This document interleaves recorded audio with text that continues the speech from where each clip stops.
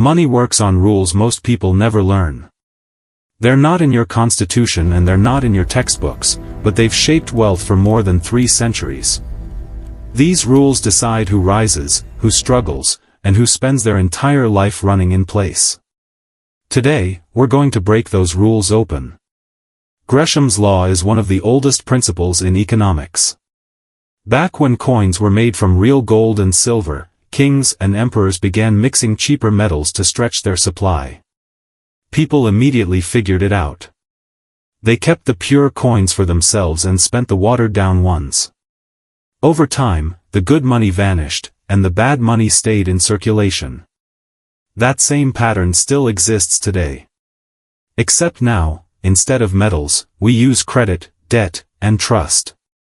When central banks pump out cheap money, low interest rates, easy borrowing, stimulus, the weaker money pushes out the stronger. People stop saving.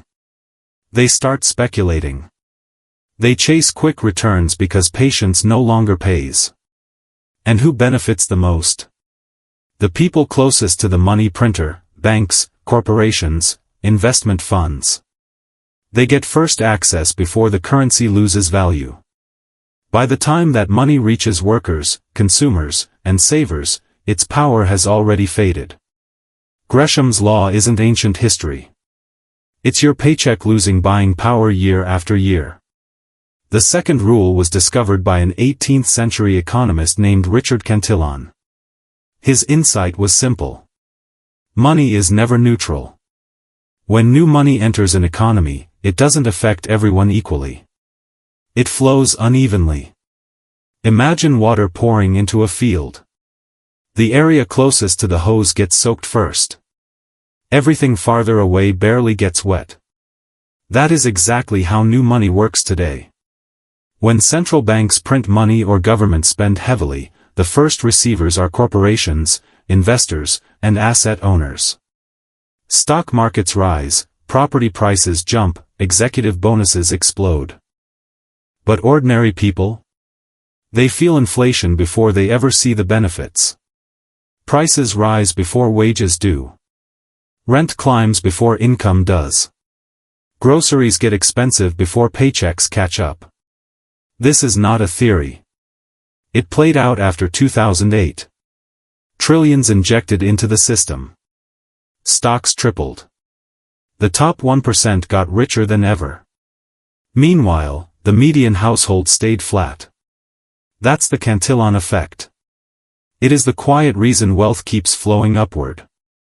Now comes the rule that locks inequality in place, Pareto's principle.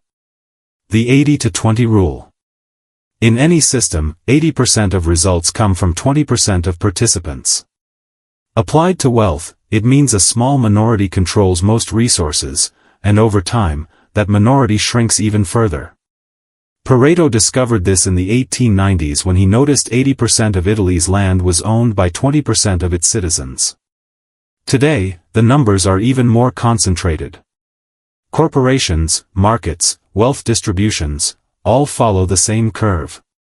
This rule isn't political. It's mathematical. People who understand money multiply it. People who don't lose it through inflation, taxes, and timing mistakes. The system doesn't reward effort. It rewards understanding. By the 1800s, these laws weren't just shaping people, they were shaping entire nations. The Bank of England started issuing paper money backed by gold. Every time paper replaced metal, real value leaked out, but the government gained enormous power. This model spread across Europe and eventually the United States. Then came the moment that changed everything. 1971. The US left the gold standard. Money became pure credit. Debt and currency became the same. Gresham's law predicted what came next. Quality money disappeared, quantity exploded. The Cantillon effect widened the gap. And Pareto's principle hardened the inequality. Since that moment, every recession, every bailout, every stimulus package has repeated the same pattern. First receivers thrive. Last receivers fall behind. Asset prices rise. Wages chase from behind. Now the system is changing again. The world is moving toward digital currencies, CBDCs, stablecoins, crypto assets. But the laws don't change. CBDCs give central banks more control. Early receivers still benefit first. Private tokens follow the same pattern. Insiders get the cheapest prices, late buyers carry the risk. When poor quality coins flood the market, good coins disappear into cold storage. Gresham's law repeats itself on the blockchain. Dollar dominance works the same way. Countries holding reserves know the issuer benefits most. Over time, they diversify. The cycle repeats. Global debt is at record highs. Central banks now own huge amounts of government bonds. Markets depend on them for stability. The Cantillon effect is now structural. No system can expand debt forever. But it can't shrink without crashing either. The only tool left is managing confidence, stretching the timeline, lowering real yields, reshaping expectations. When trust drops, people rush to scarce assets. Gold. Land. Productive companies. Digital assets with fixed supply. This isn't scary. It's predictable behavior under Gresham's law. The question is simple. Where do you stand in the flow of money? If you rely only on wages, you're last in line. If you own assets, you're closer to the source. That difference has been compounded for decades. You're already part of this system. Every payment you make, every loan you take, every investment you choose puts you somewhere on the income line. The question isn't whether these laws apply to you, they already do. The real question is whether you understand them. Before you go, tell me where you're watching from and what time it is.